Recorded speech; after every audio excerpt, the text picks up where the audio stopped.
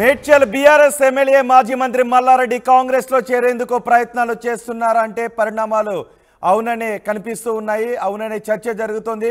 కాంగ్రెస్ లో చేరేందుకు మల్లారెడ్డి తీవ్ర ప్రయత్నాలు చేస్తున్నారు అనే చర్చ జరుగుతోంది. తెలంగాణలో ప్రభుత్వం మారిన తర్వాత మల్లారెడ్డి ఉక్కిరిబిక్కిరి అవుతున్నారు అనే చర్చ జరుగుతోంది. ఈ నేపథ్యంలో మల్లారెడ్డి కాంగ్రెస్ తీర్థం పుచ్చుకునే అవకాశాలు ఉన్నాయి అని విశ్లేషకులు చెప్తున్నారు. పరిణామాలు అవే సంకేతాలు ఇస్తున్నాయి. ఆయన కర్ణాటక డిప్యూటీ సీఎం డీకే శివకుమార్తో మల్లారెడ్డి భేటీ కావడం ఈ చర్చకు మరింత బలాన్ని చేకూరుస్తోంది. మల్లారెడ్డితో పాటు డీకేను కలిశారు మల్లారెడ్డి కుమారుడు భద్రారెడ్డి. మల్లారెడ్డి ఆక్రమణలు నిర్మాణాలపై రేవంత్ సర్కార్ యాక్షన్ తీసుకుంటోంది. కూల్చివేతలతో మల్లారెడ్డి తీవ్ర టెన్షన్లో పడ్డారు. ఆయన ఉక్కిరిబిక్కిరి అవుతున్నారు. ఈ నేపథ్యంలో ఏఐసిసి పెద్దలను కలిసేందుకు మల్లారెడ్డి ప్రయత్నాలు చేస్తున్నారు. డీకే శివకుమార్ను మల్లారెడ్డి కలిశారు. మల్లారెడ్డి కుమారుడు కూడా డీకే శివకుమార్ను కలిసిన ఫోటోగ్రాఫ్ను ఆర్టీవీ స్క్రీన్ పైన చూడొచ్చు. గత కొద్ది కాలం నుంచి మల్లారెడ్డి పార్టీ మారుతారు అనే చర్చ జరుగుతోంది. కానీ మల్లారెడ్డి పార్టీ మారే చర్యలు తీసుకోలేదు. పార్టీలోనే ఉంటాను అనే సంకేతాలు ఇస్తూ ఉన్నారు. బీఆర్ఎస్లోనే ఉంటాను అనే సంకేతాలు ఇస్తూ ఉన్నారు. కానీ ఆయన ప్రయత్నాలు ఆయన చేసుకుంటూ వెళుతున్నారు అనే చర్చ జరుగుతోంది. తెలంగాణలో పార్టీ మారిన తర్వాత రకరకాల పరిణామాలతో ఆక్రమణలు కూల్చివేతలతో మల్లారెడ్డి ఉక్కిరిబిక్కిరి అవుతున్నారు. ఈ నేపథ్యంలో మల్లారెడ్డి కుమారుణ్ణి మల్కాజ్గిరి బీఆర్ఎస్ లోక్సభ స్థానం నుంచి పోటీ చేయించాలని కూడా అనుకున్నారనే చర్చ జరిగింది. అయితే పోటీ నుంచి విరమించుకుంటున్నామనే సంకేతాలు కూడా ఇచ్చారు. కేసీఆర్ను కలిసి ఆ విషయం చెప్పారు అనే చర్చ కూడా నడిచింది. ఇప్పుడు డీకే శివకుమార్ని కలవడం వెనుక కారణం ఏంటి అనే చర్చ జరుగుతుంది. మా ప్రతినిధి మధుతో మాట్లాడదాం. మధు, కొన్ని రోజుల నుంచి మల్లారెడ్డి పార్టీ మారుతారు అనే చర్చ జరుగుతోంది. ఇప్పుడు మల్లారెడ్డి డీకే శివకుమార్ని కలవటం ఆ చర్చకు మరింత బలాన్ని చేకూరుస్తోంది. మల్లారెడ్డి డీకే శివకుమార్ని ఎందుకు కలిశారు? పార్టీ మారే అవకాశాలు ఉన్నాయా? ఎగ్జాక్ట్లీ, వరుసగా ఆయన కాలేజీలకు సంబంధించినటువంటి విషయంలో ప్రభుత్వ భూములు ఆక్రమించారు, చెరువు భూములు ఆక్రమించారు అని రాష్ట్ర ప్రభుత్వం చర్యలు తీసుకుంటుంది. డైరెక్ట్ కలెక్టర్ ఆదేశాలు ఇచ్చారు. మనం చూస్తా ఉన్నాం వరుసగా. సో ఈ దాడులతో బేంబేలు ఎత్తిపోయారు, హడలిపోయారు మాజీ మంత్రి మల్లారెడ్డి. సో దీన్ని ఆపడం కోసం ఆయన ప్రయత్నాలు మొదలు పెట్టారు. కాంగ్రెస్ పార్టీ నాయకుల్ని కలవడం స్టార్ట్ చేశారు వరుసగా. గతంలో ఒక సీనియర్ మంత్రిని కలిశారు, కాంగ్రెస్ పార్టీ ప్రస్తుత మంత్రిని. ఆయన సంబంధం లేదు అన్నట్టుగా వ్యవహరించడంతో తర్వాత సీఎం రేవంత్ రెడ్డికి అత్యంత సన్నిహితుడు వేం నరేందర్ రెడ్డి దగ్గరికి ఇంటికి వెళ్లారు. దాదాపు 2 గంటల సేపు భేటీ అయ్యారు. అక్కడ భద్రారెడ్డి, తర్వాత మల్లారెడ్డి, తర్వాత అల్లుడు రాజశేఖర్ రెడ్డి ముగ్గురు వెళ్లి వేం నరేందర్ రెడ్డితో భేటీ అయ్యారు. గతంలో అవసరం అనుకుంటే పార్టీలోకి రావడానికి సిద్ధంగా ఉన్నాం, పార్టీ మారడానికి నేను, నా అల్లుడు అంటే రాజశేఖర్ రెడ్డి, మల్లారెడ్డి ఇద్దరము పార్టీ మారడానికి సిద్ధంగా ఉన్నాం, అవసరమైతే మల్కాజ్గిరి ఎంపీగా పోటీ చేయడానికి కూడా కొడుకు భద్రారెడ్డి సిద్ధంగా ఉన్నారు అనేటువంటిది ఆయన చెప్పినటువంటి పరిస్థితి. ఇవన్నీ కాకుండా ఇమీడియట్ గా పార్టీ అంటే ఆ కూల్చివేతల కార్యక్రమాన్ని నిలిపివేయాలి అనేటువంటిది ప్రధానమైనటువంటి ఆయన కాంగ్రెస్ పార్టీ నాయకుల ముందు ఉంచారు. వేం నరేందర్ రెడ్డి అంతా విన్నారు, సమయం ఇచ్చారు. మొత్తం విని ప్రభుత్వ ప్రధాన సలహాదారు కూడా కాబట్టి విన్న తర్వాత ప్రస్తుతం ఈ పరిధి నా చేతిలో లేదు, నా పరిధిలో లేదు, ఇదంతా రేవంత్ రెడ్డికి సంబంధించినటువంటి తీసుకుంటున్నటువంటి నిర్ణయాలు, ఆయన పరిధిలో ఉన్నటువంటి అంశం, ఆయనతోనే మాట్లాడండి అనడంతో సో ఆయన ఏం చేయలేనటువంటి పరిస్థితి ఉంది. తర్వాత మేడ్చల్ జిల్లాకు సంబంధించినటువంటి ఏదైతే కృతజ్ఞతా సభ ఉందో ఆ కృతజ్ఞతా సభకు వెళ్ళడం, అక్కడ కొన్ని పనులు అభివృద్ధి కార్యక్రమాలు అనౌన్స్మెంట్ చేయడము, డబుల్ ఎలివేటెడ్ కారిడార్ కానీ ఇవన్నీ ఎలివేటెడ్ సందర్భంగా మేడ్చల్ జిల్లాకి సంబంధించినటువంటి కార్యక్రమం కాబట్టి మేడ్చల్ నియోజకవర్గ ఎమ్మెల్యే మల్లారెడ్డి కూడా ముఖ్యమంత్రి రేవంత్ రెడ్డితో ఆ కార్యక్రమంలో పాల్గొన్నారు. ప్రభుత్వ కార్యక్రమంలో రేవంత్ రెడ్డిని ఇంప్రెస్ చేసే ప్రయత్నం చేశారు. మల్లారెడ్డి నమస్తే చెప్పారు, నమస్కారం చెప్పారు, పక్కనే నిల్చునే ప్రయత్నం చేశారు. అంటే రేవంత్ రెడ్డి దృష్టిలో పడేలాగా రేవంత్ రెడ్డితో మాట్లాడే ప్రయత్నం చేశారు. అక్కడ వర్కౌట్ కాలేదు మల్లారెడ్డికి రేవంత్ రెడ్డిని ఇంప్రెస్ చేయడం. తర్వాత కాంగ్రెస్ లోకి వస్తున్నారని తెలవడంతో కాంగ్రెస్ పార్టీ నాయకులు తీవ్రంగా అభ్యంతరం చెప్పారు. మైనంపల్లి హనుమంతరావు కావచ్చు, ఇంకా కొద్దిమంది నాయకులు అన్ని అవినీతి ఆరోపణలు ఉన్నటువంటి మల్లారెడ్డిని ఎట్టి పరిస్థితుల్లో పార్టీలోకి తీసుకోవద్దు, ఇది తీవ్రమైనటువంటి డ్యామేజ్ అవుతుంది పార్లమెంట్ ఎన్నికల్లో అనేటువంటిది తీవ్రంగా చర్చ జరగడంతో మల్లారెడ్డి రూట్ మార్చారు. ఏఐసిసి నేతల్ని టచ్ లోకి వెళ్లే ప్రయత్నం చేశారు. గతంలోనే ఆర్టీవీ ఇదే అంశాన్ని ప్రస్తావించే ప్రయత్నం చేసింది. మల్లారెడ్డి అంటే భద్రారెడ్డి కొడుకు ఎవరైతే ఇప్పుడు ఎంపీగా పోటీ చేయాలని ఆలోచన చేశారో ఆయన సంబంధించినటువంటి భార్య అంటే మల్లారెడ్డి కోడలు కర్ణాటకకి సంబంధించినటువంటి వ్యక్తి. అక్కడ కూడా కాస్త పలుకుబడి ఉన్నటువంటి కుటుంబమే మల్లారెడ్డి కోడలికి సంబంధించినటువంటి కుటుంబం. సో పూర్తిగా కన్నడకు సంబంధించిన వ్యక్తి. ఆమె త్రూ డీకే శివకుమార్ని కలవబోతుంది, డీకే శివకుమార్ను కలవబోతా ఉంది ఈ కుటుంబం అనేటువంటిది గతంలోనే ఆర్టీవీ దీనికి సంబంధించినటువంటి రివీల్ చేశాం మనం ఆల్రెడీ. సో అందులో భాగంగానే మల్లారెడ్డి కొడుకు భద్రారెడ్డి అక్కడికి వెళ్ళినటువంటి ఫోటో ఎక్స్క్లూజివ్ గా ఆర్టీవీ స్క్రీన్ పైన మనం చూస్తా ఉన్నాం. మాజీ మంత్రి మల్లారెడ్డి కొడుకుతో కలిసి డిప్యూటీ సీఎం కర్ణాటకకు సంబంధించిన పిసిసి ప్రెసిడెంట్ చాలా కీలకమైనటువంటి నేత డికే శివకుమార్ కలిశారు. డికే శివకుమార్ కి ఈజీ యాక్సెస్ ఉంటుంది ఏఐసిసి నేతలతో. రైట్, రాహుల్, సోనియా, ప్రియాంక, మల్లికార్జున ఖర్గే ఈ లెవెల్లో యాక్సెస్ ఉంటుంది ఈజీగా. మల్లికార్జున ఖర్గే కూడా కర్ణాటకకు సంబంధించినటువంటి వ్యక్తే కాబట్టి చాలా ఈజీ యాక్సెస్ ఉంటుంది. ఇటు రాష్ట్ర నాయకత్వం ద్వారా ఇటు పిసిసి ప్రెసిడెంట్ ముఖ్యమంత్రి తెలంగాణలో రేవంత్ రెడ్డి కాబట్టి ఇటు వర్కౌట్ కాకపోవడంతో డైరెక్ట్ ఏఐసిసి లెవెల్లో ఆయన ఈ నిర్ణయం తీసుకోవడానికి సిద్ధమైనట్టుగా తెలుస్తా ఉంది. ఏఐసిసిలో నేతలతో టచ్ లోకి వెళ్ళడం, పార్టీకి అనుకూలంగా వ్యవహరిస్తామనేటువంటి ఒక హామీ ఇవ్వడము, ఫ్యూచర్ లో అవసరమైతే కాంగ్రెస్ లో చేరతామనేటువంటి అంటే ఒకవేళ ఇక్కడ నుంచి రేవంత్ రెడ్డికి ఇష్టం లేకుండా మల్లారెడ్డి ఏఐసిసి నుంచి ప్రయత్నాలు చేసుకుని వచ్చి పార్టీలో చేరే అవకాశం ఉంటుందా, లేకపోతే ఏఐసిసి పెద్దలతోనో ఏఐసిసికి క్లోజ్గా ఉండే వ్యక్తులతోనో మాట్లాడి ఇక్కడ జరుగుతున్న పరిణామాల్ని కొంచెం ఆపించుకునే అవకాశాలు ఉంటాయి, లాబీ చేసుకునే అవకాశాలు ఉంటుందా? అంటే రేవంత్ రెడ్డితో మాట్లాడకుండా, రేవంత్ రెడ్డిని సంప్రదించకుండా, రేవంత్ రెడ్డికి ఇష్టం లేకుండా అలాంటి పరిణామాలు జరిగే అవకాశం ఉంటుందా?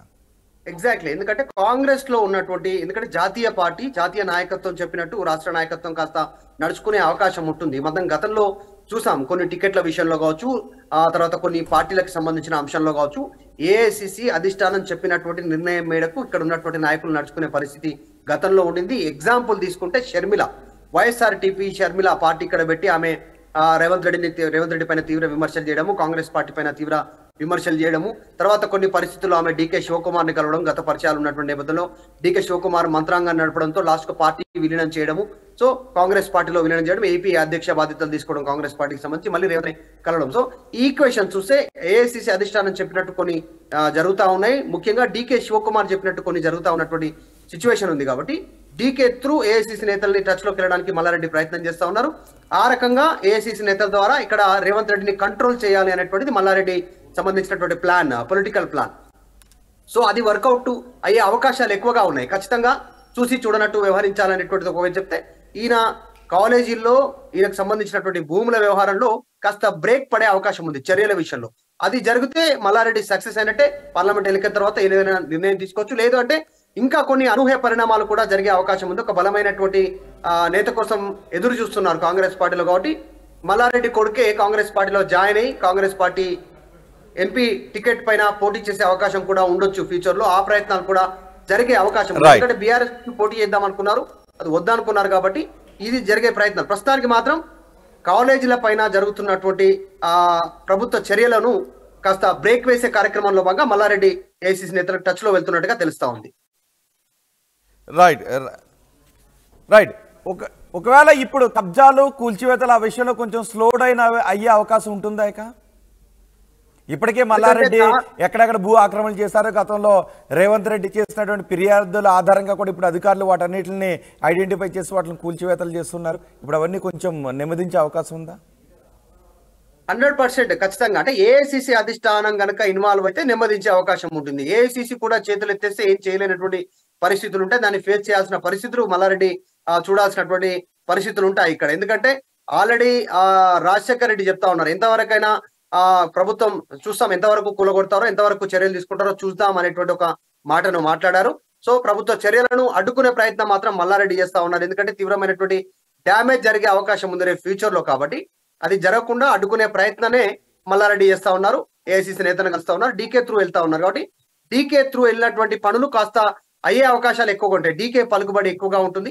కాంగ్రెస్ ని అధికారంలోకి తీసుకురావడం కర్ణాటకలో, తర్వాత తెలంగాణలో కొన్ని నిర్ణయాలు, రేవంత్ రెడ్డిని పిసిసిగా నియమించడంలో కూడా డీకే పాత్ర ఉంది. తర్వాత ముఖ్యమంత్రి అభ్యర్థిగా కూడా డీకే, ఇక్కడ రేవంత్ రెడ్డిని ప్రతిపాదించడంలో డీకే పాత్ర ఉంది. ఇవంతా ఇప్పటికే కాంగ్రెస్ నాయకులు చేసినటువంటి ఆరోపణలు కబ్జాకోర్లు, దొంగలు అని అన్నారు, భూ ఆక్రమణదారులు అన్నారు, భూ బకాసురులు అన్నారు.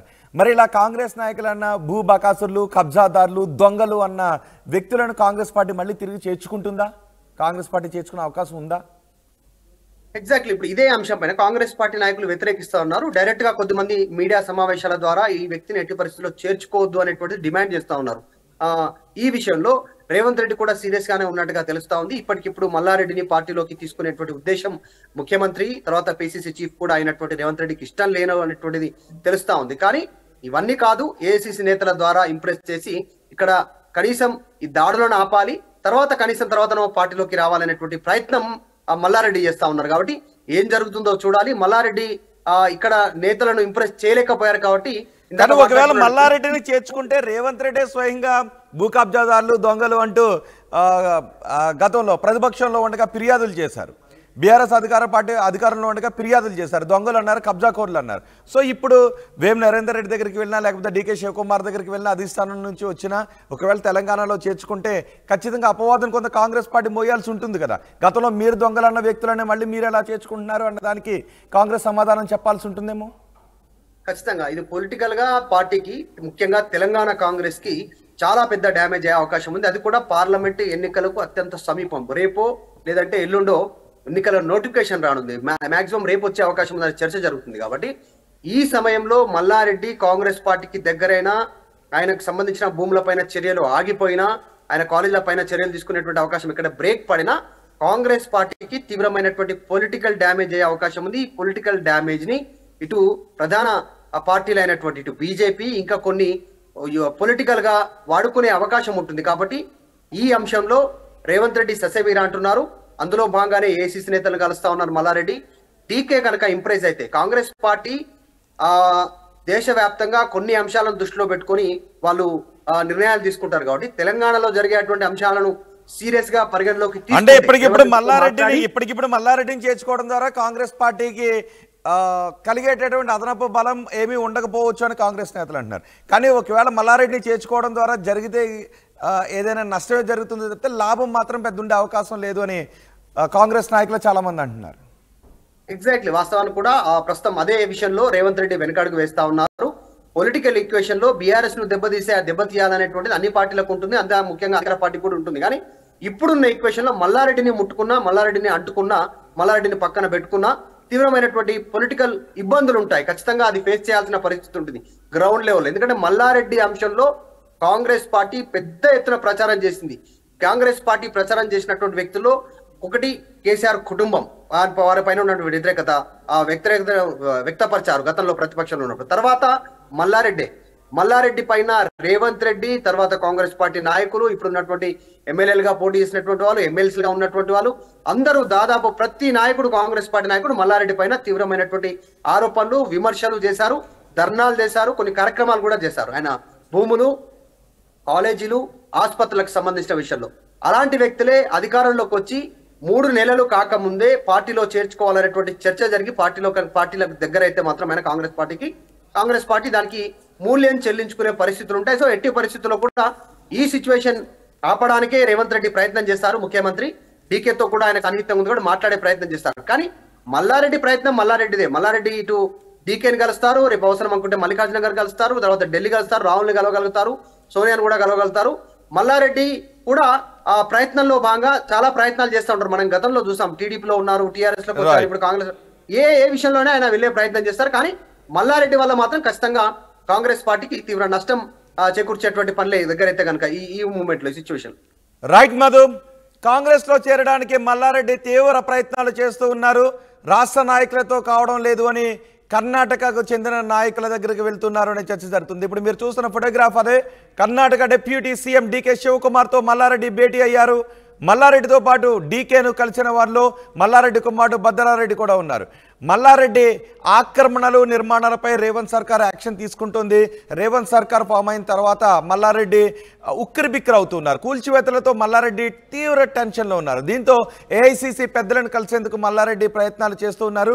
ఇక్కడ కూడా మన రాష్ట్ర నాయకులను కూడా కలిసే ప్రయత్నాలు చేశారు. వేం నరేందర్ రెడ్డితో కూడా ఆయన కలిసి మాట్లాడారు. సో ఇక్కడ రేవంత్ రెడ్డి మల్లారెడ్డి కాంగ్రెస్లో రావడానికి ప్రయత్నాలు చేస్తున్నారు. కానీ మల్లారెడ్డిని కాంగ్రెస్లో చేర్చుకోవడానికి రేవంత్ రెడ్డి తీవ్రంగా వ్యతిరేకిస్తున్నట్టుగా తెలుస్తోంది. ఈ నేపథ్యంలో ఆయన పక్క రాష్ట్ర నాయకులతోనూ ఏఐసీసీ పెద్దలతోనూ మాట్లాడి కాంగ్రెస్లో చేరే ప్రయత్నాలను చేస్తున్నారు అనే చర్చ జరుగుతుంది. అందులో భాగంగానే ఆయన డీకే శివకుమార్ని కలిశారు అని చెప్తున్నారు. ఆ ఫోటోగ్రాఫ్ను కూడా ఆర్టీవీ స్క్రీన్ పైన చూడొచ్చు. చూద్దాం మరి మల్లారెడ్డి ప్రయత్నాలు ఏ మేరకు ఫలిస్తాయో. రాష్ట్రంలో ఉన్న కాంగ్రెస్ నాయకులు మల్లారెడ్డిని చేర్చుకున్నట్లయితే గతంలో దొంగ, కబ్జాకోరు, భూ ఆక్రమణదారుడు అని పిలిచిన కాంగ్రెస్ నాయకులే ఇప్పుడు చేర్చుకుంటే మరింత అపవాదను మూటగట్టుకోవాల్సి వస్తుంది అని కాంగ్రెస్ నాయకులు కూడా కొంతమంది భావిస్తున్న నేపథ్యంలో ఏం జరుగుతుందో చూద్దాం.